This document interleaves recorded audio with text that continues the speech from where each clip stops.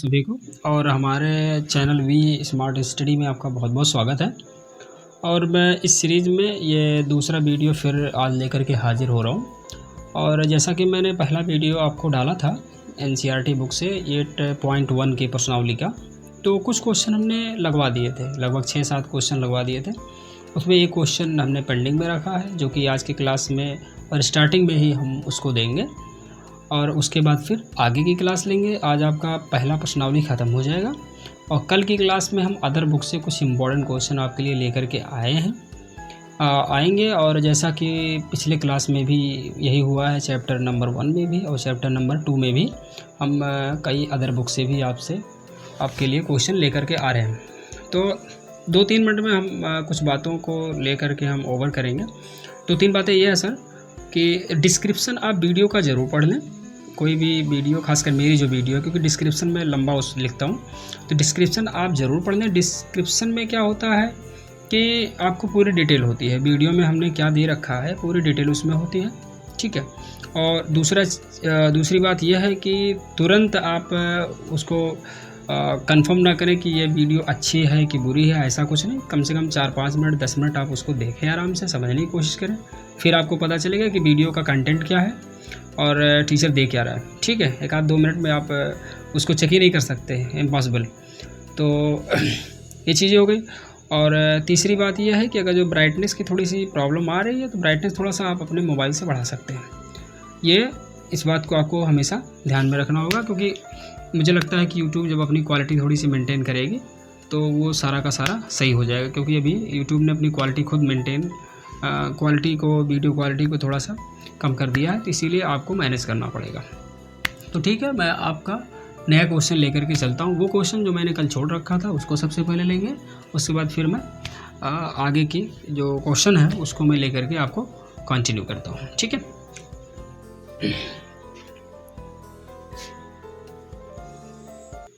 जी, तो सर ये रहा आपका, ये मैंने क्वेश्चन छोड़ दिया था, जो 6वां क्वेश्चन है वो मैंने छोड़ दिया था और 7वां मैंने लगा दिया था, तो ये आपका 6वां, उसके बाद 8वां, ठीक है।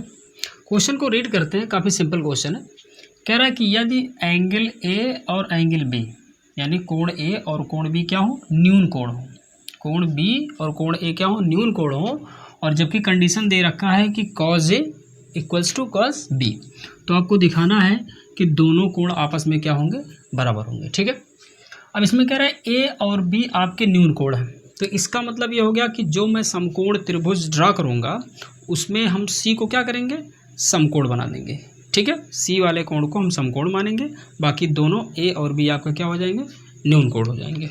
तो फिगर जो आपका बनेगा, फिगर आपका ऐसे बनेगा,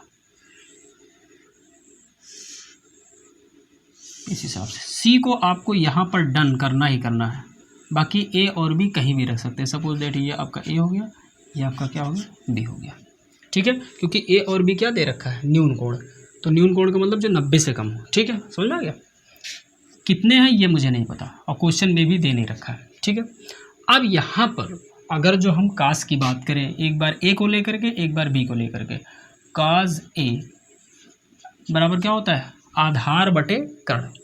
तो ए को लेकर के चलेंगे तो लंब कौन होगा, ये होगा, आधार कौन होगा, जाहिर सी बात है ये तो कर्ण आपका रहेगा ही रहेगा, ये आपका लंब हो गया, ये कर्ण हो गया, ये क्या हो गया, आधार। तो काश ए बराबर क्या हो जाएगा, ए सी, यानी आधार बटे कर्ण, कर्ण का मतलब क्या हो जाएगा, ए बी, ठीक है। तथा काश बी को लेकर के हम चलेंगे, काश बी को, तो बी आपका ये है, लंब ये हो जाएगा, कर्ण तो ये ऑलरेडी है ही, ये आपका क्या हो जाएगा, आधार हो जाएगा, ठीक है। तो काश बी बराबर आधार बटे कर्ण, मतलब क्या हो जाएगा, B C upon A B हो जाएगा। ये दोनों बातें आपको क्लियर हुई ना, cos A equal to A C upon A B और cos B equal to B C upon A. अब देखिए, जबकि क्या कह रहा है, cos A equal to cos B, यानी कॉस ए और कॉस बी का वैल्यू आपस में क्या है, बराबर है, ठीक है। तो कॉस ए का वैल्यू क्या है भाई, ए सी अपान ए बी, और कॉस बी का वैल्यू क्या है, B C upon A B. इतनी बातें समझ में आ गई।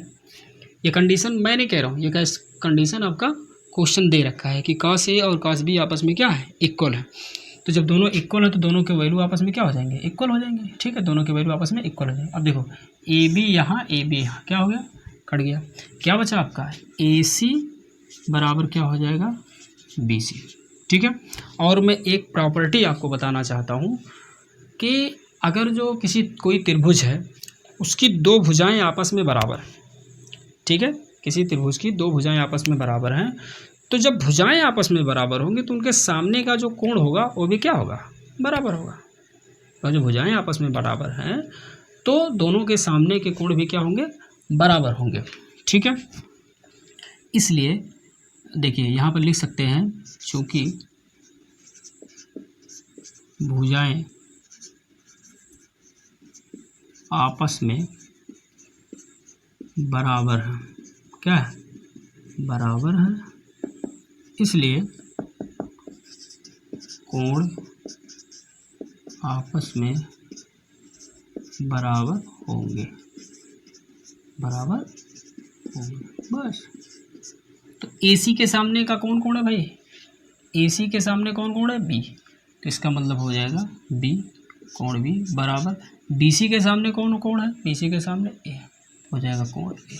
और यही तो कह रहा था आपसे, A बराबर B या B बराबर A, दोनों बात एक ही है, तो कोण B बराबर कोण A हो जाएगा। बहुत सिंपल सा क्वेश्चन था। मैं इसलिए इस क्वेश्चन को कल नहीं बताया, कल का जो मूड था हमारा वो दूसरा था। मूड होने का मतलब ये हुआ कि हम साइन कास पर ज़्यादा काम कर रहे थे, तो इस वजह से हमने इस टाइप का थ्योरम आपको बताने की कोशिश नहीं की। आज ये समझ गए होंगे, बहुत आसान क्वेश्चन है। ठीक है, अब चाहे तो इसको नोट कर सकते हैं, स्क्रीनशॉट ले सकते हैं। उसके बाद मैं क्वेश्चन नंबर 8 पर चलता हूँ। ठीक है, अब ये रहा दोस्तों क्वेश्चन नंबर 8, बहुत आसान क्वेश्चन है। अब इसमें क्या कह रहा है, यदि 3 cot A = 4 तो जांच कीजिए इतना बराबर इतना। तो एक काम करते हैं, जिसके बारे में हमें जांच करना वो tan दे रखा है, कास दे रखा है, साइन दे रखा है।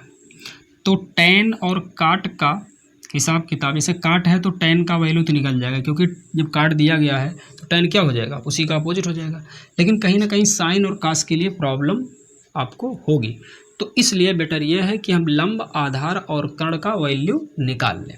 अब यहाँ से देखिएगा मैं क्या करता हूँ सॉल्यूशन में, 3 cot A, उम्मीद आपको दिख भी रहा होगा, 3 cot A = 4, therefore cot A बराबर क्या हो जाएगा, 4/3, यानी 4/3। ज़रा मैं देख लूँ आपको दिखाई दे रहा है कि नहीं, बराबर दिखाई दे रहा है। ठीक है, अब इसमें आपको क्या करना है कि ये जो आपका cot A = 4/3 आई है, ठीक है, एक सेकंड वीडियो थोड़ा सा ब्लर कर रहा है। हाँ, तो मैं आपसे ये कह रहा हूँ कि जो cot A का वैल्यू 4/3 आया है, अब ये क्या हो गया, काट का क्या होता है भाई, आधार बटे लंब है। इसका मतलब ये ऊपर वाला आपका आधार हो गया और नीचे वाला क्या हो गया, लंब हो गया। इसका मतलब क्या करना है, इसका मतलब ये है कि हमें कर्ण की अभी ज़रूरत है। और कर्ण कैसे निकाला जाएगा, पाइथागोरस थ्योरम। तो पाइथागोरस थ्योरम क्या कहता है, कर्ण का स्क्वायर बराबर लंब का स्क्वायर प्लस आधार का स्क्वायर। और एक चीज़ तो आप रट ही लें, 3, 4, 5 का रिलेशन आपस में होता है, 5 और 12, 13 का रिलेशन होता है। ये सब क्या है, ये सब पाइथागोरियन ट्रिपलेट है। तो ये सब का आपस में एक प्रकार का रिलेशन होता है। देखिएगा ये 4 और 3 है ना, आंसर कितना आएगा, 5 ही आएगा। कर्ण का वैल्यू 5 आएगा। अब देखिएगा k² बराबर लंब का वैल्यू कितना है, 3, तो 3 का स्क्वायर 9, आधार का वैल्यू कितना है 4, 4 का स्क्वायर 16, बराबर कितना हो जाएगा 25। ठीक है, अब यहाँ पर देखिएगा यानी k² बराबर 25, k का वैल्यू क्या हो जाएगा 25 पर अंडर रूट वैल्यू क्या हो जाएगा ±5। और मैं कल ही से आपको बता रहा हूँ कि यहाँ पर माइनस वैल्यू नहीं ली जाएगी, पॉजिटिव वैल्यू ही ली जाएगी। अब ज़रा देखिएगा, ये आपका लेफ्ट साइड है, ये आपका राइट साइड है। एक बार लेफ्ट कर लो, एक बार राइट कर लो, और यही दोनों दिखाना है कि ये बराबर हैं या नहीं। ठीक है, तो हम सबसे पहले ले लेता हूँ लेफ्ट हैंड साइड। ठीक है, लेफ्ट हैंड साइड क्या कहता है, 1 - tan² A upon 1 + tan² A। देखिएगा 1 + tan वैल्यू क्या होता है भाई, लंब बटे आधार। लंब यहाँ पर कितना है, काट का ही उल्टा होता है tan, तो ये आधार बटे लंब है तो लंब बटे आधार होता है। तो ये 4/3 है तो क्या हो जाएगा 3/4, इसका क्या हो जाएगा होल स्क्वायर, क्योंकि यहाँ पर क्या दिया स्क्वायर दिया। नीचे सेम चीज़ है, सॉरी यहाँ पर माइनस है, माइनस रख दिया, यहाँ पर प्लस 3/4 का होल स्क्वायर। ज़रा सॉल्व कर लीजिएगा, 1 3/4, 3 का स्क्वायर 9, 4 का स्क्वायर 16, यहाँ पर 1 + 9/16। अब ज़रा देखिएगा, मैं अभी लेफ्ट ही लगा रहा हूँ, ध्यान दीजिएगा। ये 16 करने यानी इसको जब एलसीएम लेकर के सॉल्व करोगे तो 16 करने में 16, 16 में से 9 जाएगा 7, 7/16, और यहाँ पर हो जाएगा 16 करने में 16, 16 9 25, 25/16। अब ये जाएगा कट, आंसर हो जाएगा 7/25। ये किसका आ गया? ये लेफ्ट का आ गया, ठीक है। अब देख लो right hand side, right hand side में आ जाओ। राइट हैंड साइड में क्या है भाई? कॉस स्क्वायर ए माइनस साइन स्क्वायर ए। कास का वैल्यू कितना होता है? कास का होता है आधार बटे कर्ण। आधार का वैल्यू कितना मालूम है? 4। कर्ण का वैल्यू कितना मालूम है? 5। तो जाएगा ये 4/5 का होल स्क्वायर माइनस साइन क्या होता है? लंब बटे कर्ण। लंब कितना है? 3 और कर्ण कितना आया? 5। तो हो जाएगा 3/5 का होल स्क्वायर। 4 का स्क्वायर 16, 5 का स्क्वायर 25 माइनस 9, 3 का स्क्वायर 9, 5 का स्क्वायर 25। 16 में से 9 जाएगा 7/25। समझ में आ गया? तो इसलिए ये वास्तव में क्या है? रिलेशन सही है, यानी हो जाएगा लेफ्ट हैंड साइड बराबर क्या हो जाएगा? Right hand side. यानी जो आपने जांच किया वो क्या पाया? सही पाया है। तो इसीलिए आपका क्या हो जाएगा? हाँ हो जाएगा, ठीक है। तो इसको आप नोट कर लें। फिर मैं क्वेश्चन नंबर 9 पर चलता हूँ।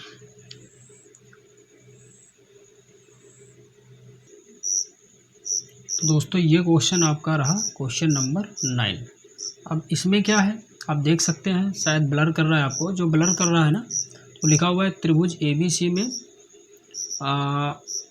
जिसका कोण B क्या है? समकोण है। और यदि tan A बराबर 1/√3 है तो निम्नलिखित के मान ज्ञात करना है। और ये जो क्वेश्चन हमने लिखा है फर्स्ट और सेकंड, ये आपको स्पष्ट दिख रहा होगा आई थिंक। तो अब देखेंगे पहला क्वेश्चन आपका ये है। सबसे पहले तो क्या बना लो? फिगर बना लो। और ये वो सिंगल फिगर आपका इन दोनों क्वेश्चन में काम कर जाएगा। देखिएगा फिगर में बना लेता हूँ कॉमन फिगर, ये रहा। आपको क्या करना है? जिसका कोण B क्या है? समकोण है। B को आपको समकोण बनाना है। बाकी A और C बचा, कहीं भी इसको रख सकते हैं। A यहाँ भी रख सकते हैं, यहाँ भी, C यहाँ भी, यहाँ भी, कहीं भी रख दो। तो ये ऐसे कर लो ABC, ये आपका क्या हो गया? समकोण हो गया, ठीक है। अब इसके साथ साथ और एक पॉइंट दिया गया, tan A बराबर 1/√3, और ये दोनों के लिए लागू है। ध्यान दीजिएगा, ये tan A दोनों के लिए लागू दिया। ये आपको क्लू है, एक प्रकार का क्लू आपको दिया गया है। tan A यानी दिया है tan A = 1/√3। tan A यानी A को वैल्यू दिया गया है, ध्यान दीजिएगा। यानी यहाँ पर A को लेकर के ये कॉन्सेप्ट को दिया गया है। अब जब tan है तो इसका मतलब ऊपर वाला क्या हो जाता है? लंब, नीचे वाला क्या हो जाता है? आधार। ध्यान रखिएगा, ये चीज़ आप कम लिखने का प्रयास करिएगा, केवल समझने का प्रयास करिएगा। मैं लिख दे रहा हूँ यहाँ पर ताकि आपको भूले नहीं, समझ रहे? तो ये लंब हो गया, ये आधार हो गया। तो लंब का मतलब लंब हो गया 1, आधार हो गया √3।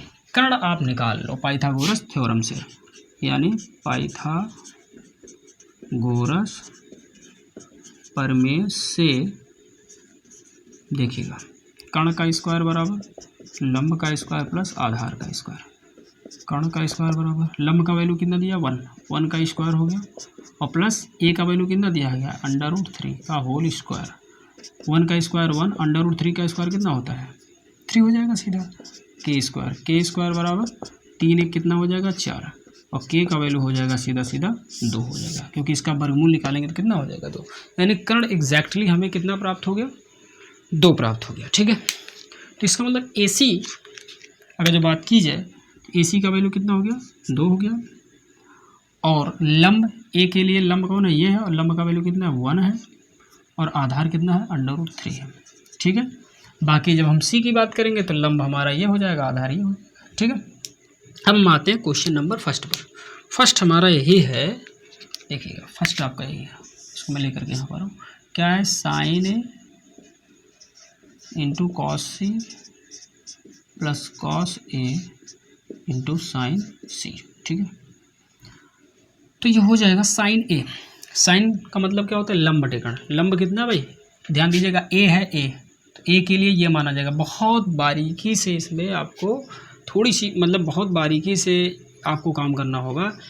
A जब रहेगा देखो तो लंब ये होगा, आधार ये होगा, कर्ण ये हो जाएगा। लेकिन जब हम C की बात करेंगे तो लंब ये हो जाएगा, और आधार ये हो जाएगा, कर्ण ये हो जाएगा। ये बात ध्यान से आपको रखना है।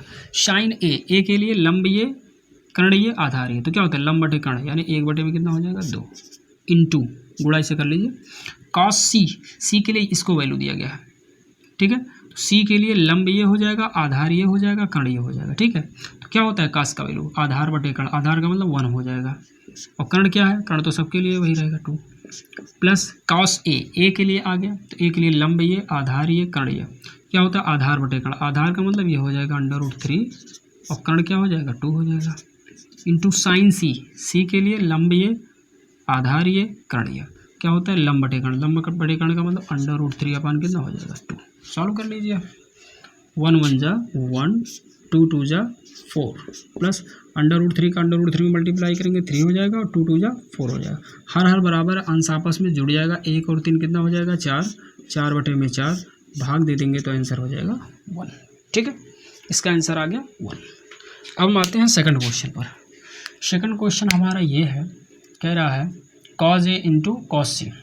तो कॉज ए का मतलब ए के लिए आधार लंब ये, आधार ये, कर्ण, तो होता है आधार बटे कर्ण, आधार बटे कर्ण का मतलब √3/2 इंटू कॉस सी के लिए लंब ये, आधार ये, कर्ण, तो ये होता है आधार बटे कर्ण, तो आधार बटे कर्ण का मतलब हो जाएगा 1/2 इंटू साइन ए के लिए लंब ये, आधार ये, कर्ण ये, क्या होता है लंब बटे कर्ण, यानी 1/2 इंटू साइन सी के लिए लंब ये, आधार ये, कर्ण ये, तो ये हो जाएगा लंब बटे कर्ण, इसका मतलब √3/2, √3 का 1 मल्टीप्लाई करेंगे, √3, 2 का 2 में करेंगे 4, माइनस √3 का 1 में करेंगे √3, 2 का 2 में करेंगे 4, और आप देख रहे हैं सेम चीज़ है, √3/4 माइनस √3/4, तो ये दोनों आपके कट के क्या हो जाएंगे, सीधा 0 हो जाएंगे। तो ये रहे आपके दोनों के दोनों क्वेश्चंस के सॉल्यूशन, ठीक है। तो प्लीज़ नोटेड इट और स्क्रीनशॉट।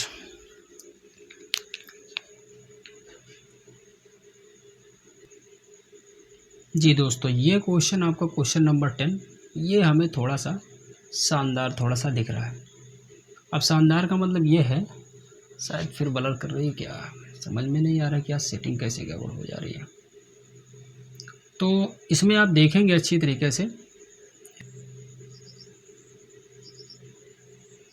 देखिए PQR दिया गया है, तो एक काम करते हैं, पहले हम PQR बना ही लेते हैं।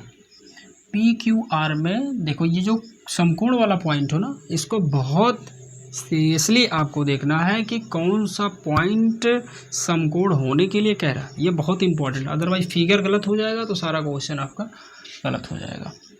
तो यहाँ पर आप देखें, ये कह रहा है PQR में Q समकोण है, तो यहाँ पर Q समकोण बना दीजिए, बस Q को आप समकोण बना दीजिए। बाकी क्या बचा, P और R, तो जो P और R है वो कहीं भी हो सकता है, यहाँ भी हो सकता है, यहाँ भी कहीं भी हो सकता है, तो P यहाँ कर दो, R यहाँ कर दो, PQR हो गया।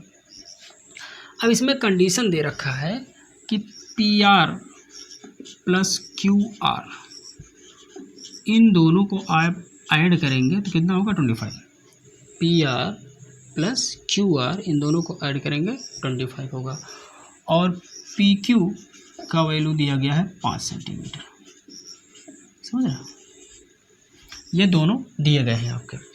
अब इसमें कह रहा है साइन P, कास P और टेन P का मान ज्ञात करिए। तो बहुत बड़ी बात नहीं है, आपको ये समझना है कि अगर जो त्रिकोणमितीय अनुपात आपको निकालने हैं तो क्या करना पड़ता है, हमें लंब और आधार और कर्ण इन तीनों का प्रॉपर वैल्यू अगर जो पता हो तो हम त्रिकोणमिति के किसी भी अनुपात को किसी भी एंगल के थ्रू आराम से निकाल सकते हैं। तो अब ज़रा देखिएगा, PQ का वैल्यू कितना दिया गया 5, इसको मैं थोड़ा सा अलग पेन से शो करूँ, ज़्यादा समझ में आएगा आपको।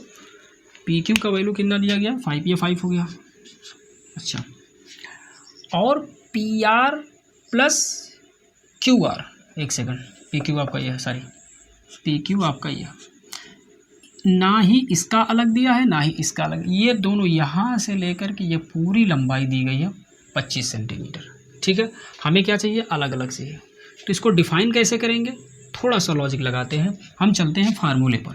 फार्मूले का मतलब ये हो जाएगा, अगर जो इस पर हम पाइथागोरस प्रमेय लगाएं तो क्या होगा, कर्ण का स्क्वायर बराबर लंब का स्क्वायर प्लस आधार का स्क्वायर। तो अब ज़रा देखिएगा यहाँ पर किस कोण के बारे में पूछ रहा है, एक्चुअली पी के बारे में पूछ रहा है। तो पी अगर जब मैंने यहाँ कर दिया, पी को यहाँ पर मान लिया कि ये कोण है, तो लंब आपका ये हो जाएगा, आधार ये हो जाएगा, कर्ण ये हो जाएगा। ठीक है, समझ रहे। तो यहाँ पर लंब कितना है, लंब को किस नाम से शो किया जा रहा है।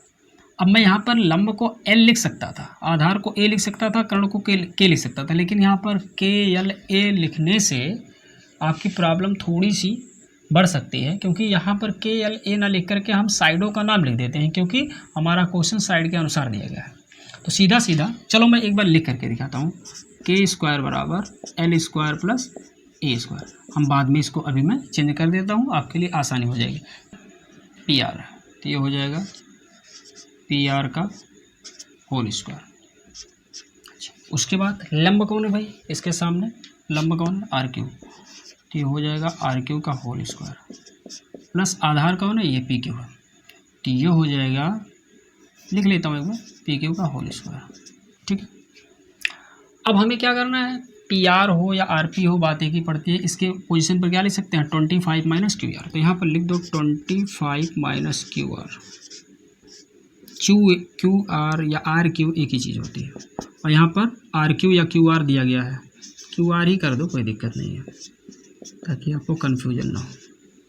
पी क्यू का वैल्यू आप आराम से रख सकते हैं। पी क्यू का वैल्यू कितना, 5 का स्क्वायर कितना हो जाएगा, 25, ये हो गया 25। ठीक है, अब इसको जरा ब्रेक करिए, ए माइनस बी के होल स्क्वायर पर, तो ए स्क्वायर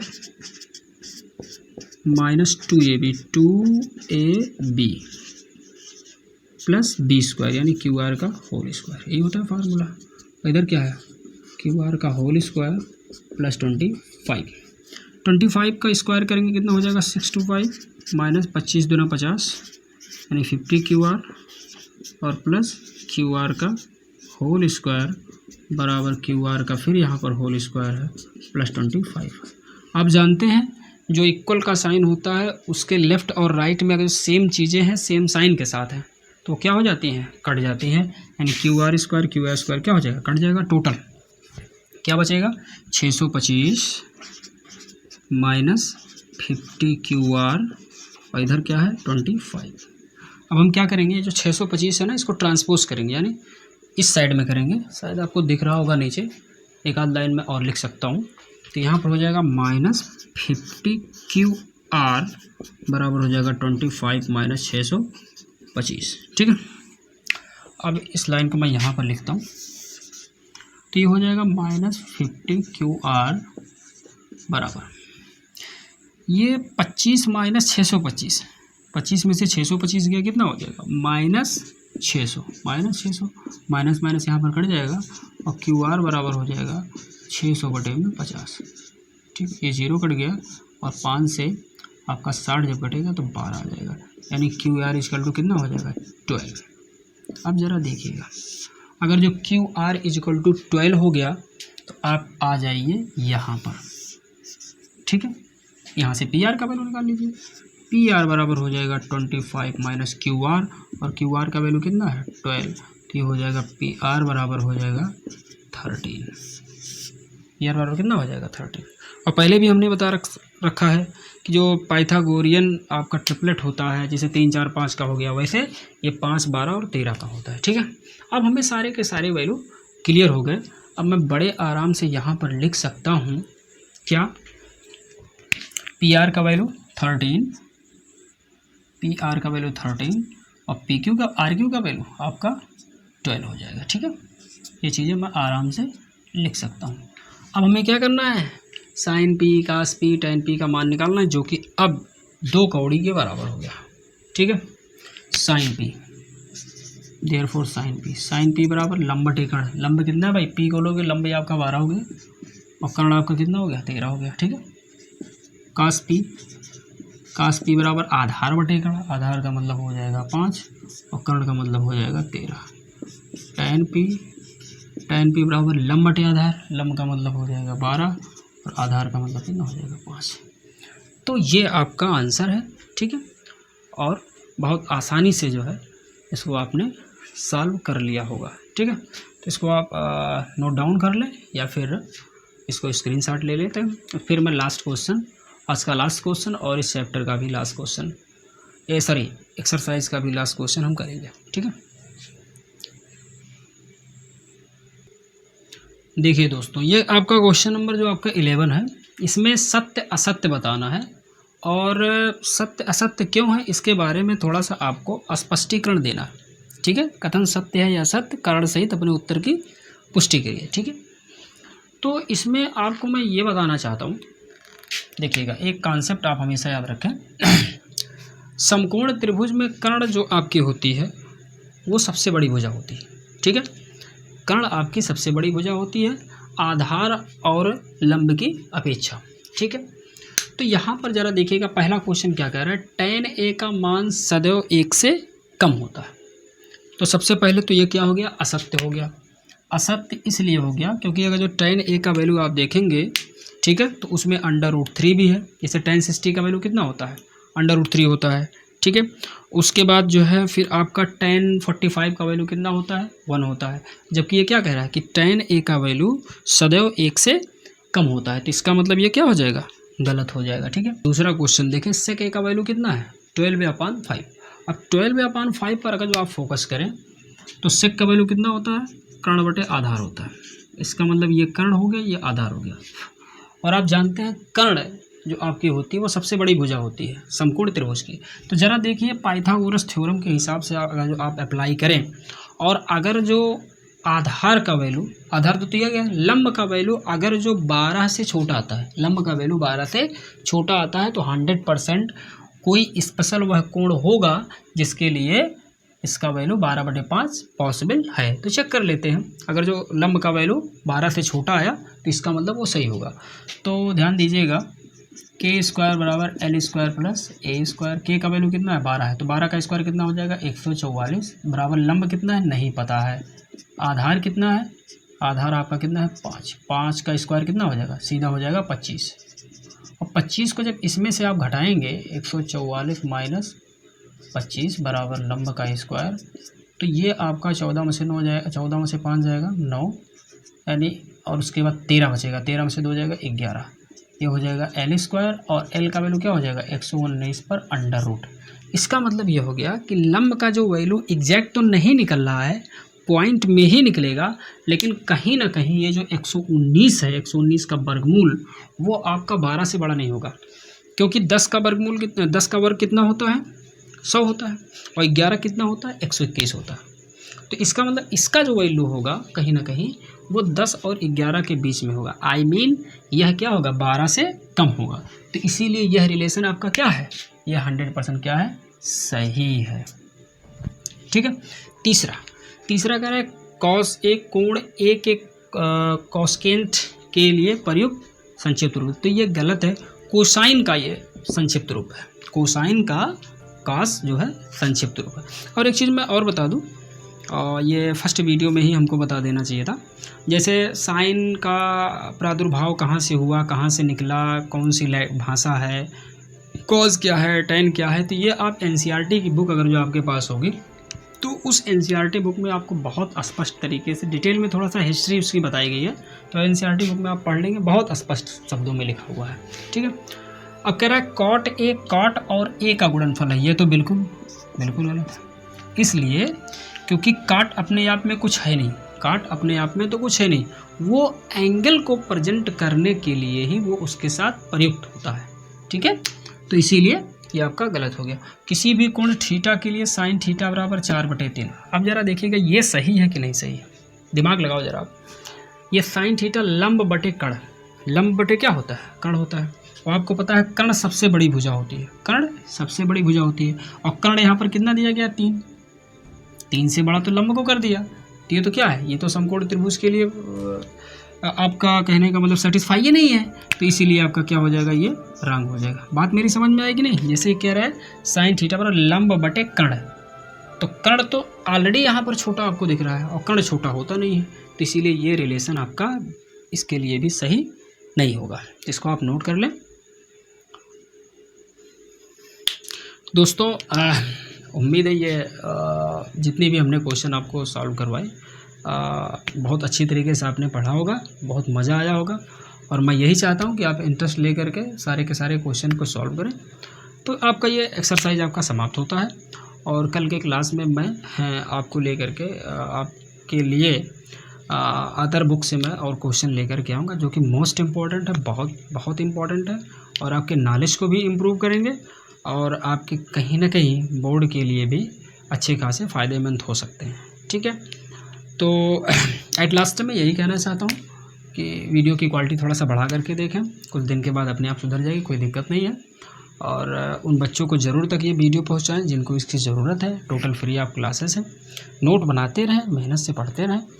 टाइम धीरे धीरे सरकता हुआ चला जा रहा है, और आजकल में जो है ट्रेन छूट जाती है भाई, तो इसीलिए थोड़ा सा आजकल पर ना करें, चैनल को सब्सक्राइब करें बढ़िया से, ठीक है। और कंटिन्यूअस प्लेलिस्ट में जा कर के आप देखें, ठीक है। प्लेलिस्ट में सारी की सारी वीडियो एकदम सिस्टमेटिक रखी हुई है, और इस पर कौन सा चैप्टर है, कौन सा पार्ट है, टोटल उसमें दिया गया है, ठीक है। और किसी वीडियो के बारे में भी अगर जो आपको जानना हो तो उसके डिस्क्रिप्शन बॉक्स में ज़रूर आप जाएं, ज़रूर वहाँ पर देखें, सारी डिटेल्स पड़ी रहती है।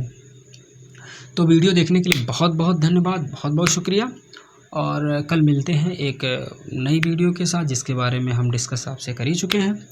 तो आप खुश रहें, मस्त रहें, ठीक है, और पढ़ाई करते रहें।